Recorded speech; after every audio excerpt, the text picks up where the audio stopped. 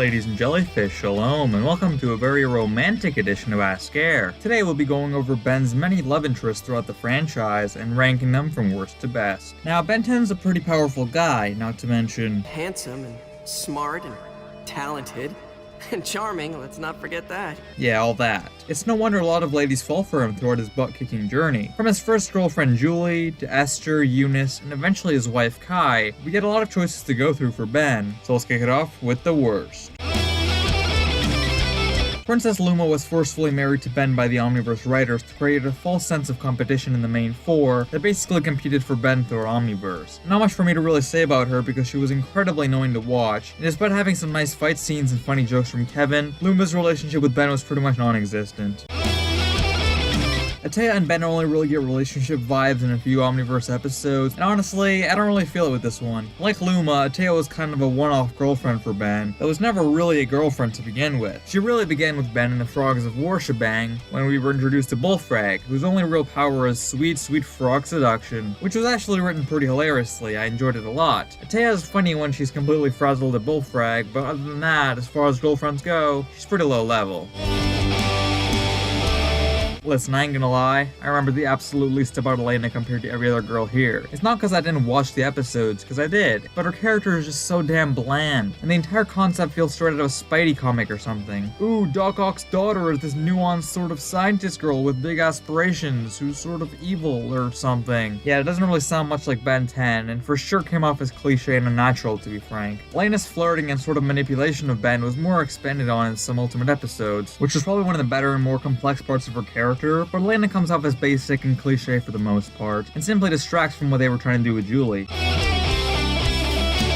Jennifer Nocturne's relationship with Ben was probably the shortest on this list, and just like the title for this section suggests, this was nothing short of hot garbage. The entire thing started after Jennifer kissed Ben on live TV after he saved her from some goons, and after that, she becomes Ben's side lady, I guess, alongside Julie as she becomes the damsel in distress throughout the episode when Captain Stockholm Syndrome gets involved. She's probably the most conventionally attractive among Ben's roster of ladies, and she's also the shallowest. We see her again in Catch a Falling Star, which I've talked about before, as she becomes mentally ill and sympathizes with her abuser Nesmith. Ergo, her character does develop slightly thanks to that episode, but as far as Ben's relationship with her goes, it's pretty vapid and shallow.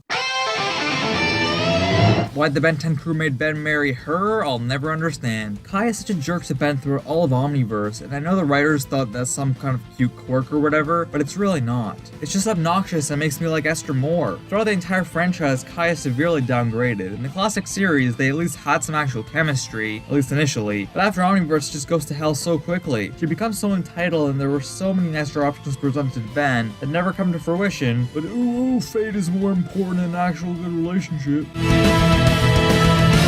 Julie was Ben's longest relationship on screen and lasts practically for the entirety of Alien Force and Ultimate Alien, only being shunned in Omniverse. The absolute disrespect shown to Julie in the way they metaphorically killed her off from the story is insane, because she was actually Ben's most consistent girlfriend, and to see her be broken up with over some dumb misunderstanding is just frustrating on another level. Even before that though, ever since duped at the start of Ultimate Alien, Julie was just a lot more stuck up about wanting her own life instead of living in Ben's shadow, and it's like, come on, your boyfriend is the most powerful dude in the universe. Maybe don't get your knickers in a knot if you can't always work on your schedule. Her entire characterization was flawed after Alien Force, and I wish she could have stayed that simple innocent girlfriend that we saw in Peer Pressure. Maybe it would have made her more boring and one note, but who cares? At least she wouldn't have sucked.